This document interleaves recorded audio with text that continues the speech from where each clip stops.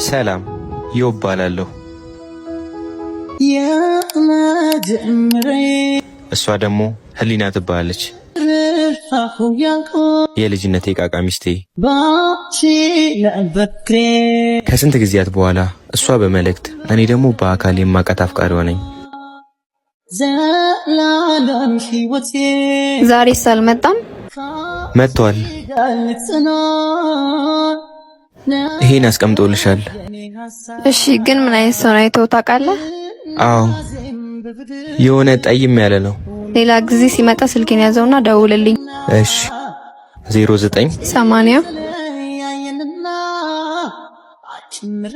ስሜ ሊና እባላለሁ። ይባላለሁ። እንዴት ሳድርገኝ የሆዴን ላሳይሽ፣ ምን ቃል ተናግሬስ ውስጤን ልግለጽልሽ? ጨነቀኝ ጠበበኝ ጠፋኝ የምልሽ፣ እወቂልኝ ባክሽ እንደምወደሽ። ግን ለምን አልነግራትም? ዳጊ ደግሞ ታውቃለህ፣ በእኔና እሷ መካከል ትልቅ የድህነት የሚባለው ድንጋይ እንዳለ። እሱማ ልክ ነህ፣ ግን ንገራትና ውሳኔዋን ተወስን።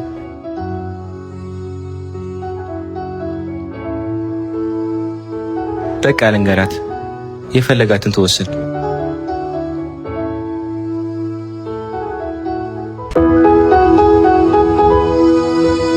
አቤት። ደግሞ ነግሬያት ከስንት ጊዜ በኋላ ያገኘሁትን ፍቅሬን ባጣስ? አባት ይሄንንም ሰጥቶሽ ነበር። እሺ። የለሽም እንደ ቀላል ተራ ድክመት፣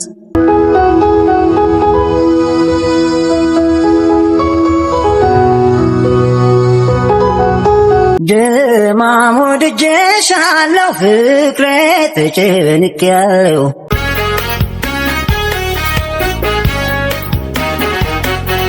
አካል ፍቅርሽ አለብኝ እኮ ብተያት ፍቅሬ።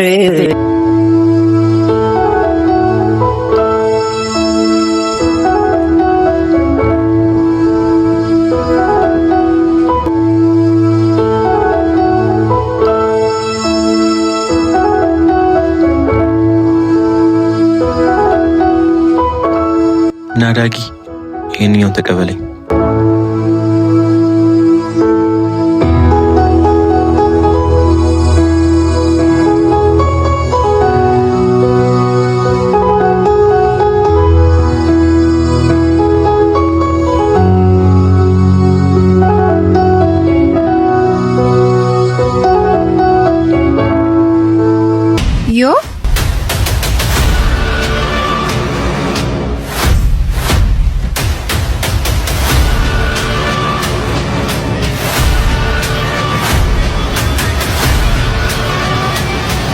ሂሳቡን ሳትጨርስ?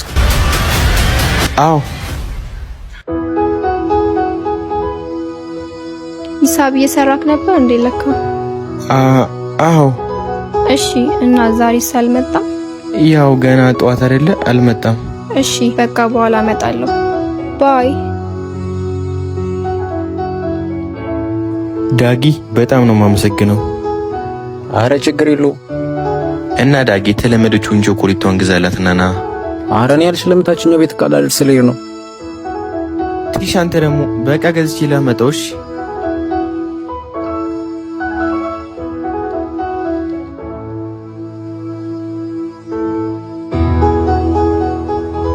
ዛሬማ ተከታትዬ አገኘዋለሁ።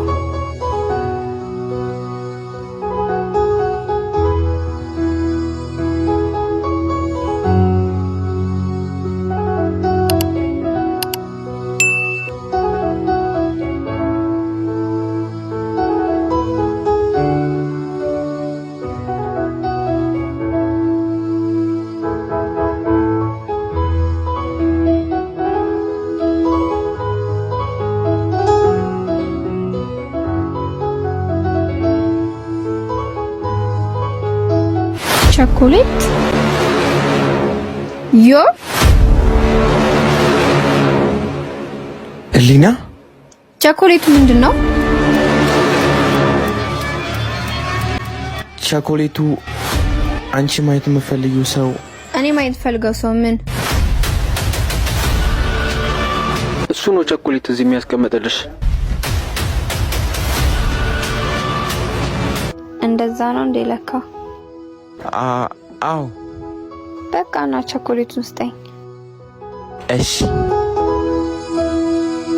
ና እንሂዳ በቃ።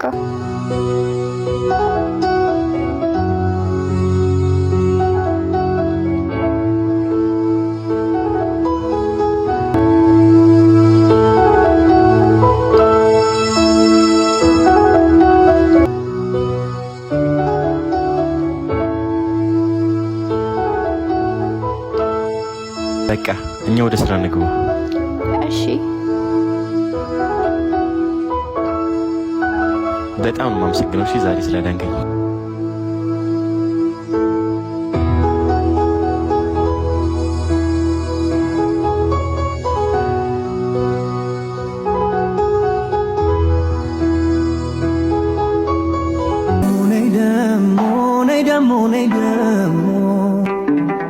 አይኔም ባዘለልሽ በናፍቆትሽ ታሞ እንደ ልጅነትሽ እንደ ልጅነቴ። ቆይ ግን ለምንድነው ለባለሱቁ ገንዘብ የሰጠው?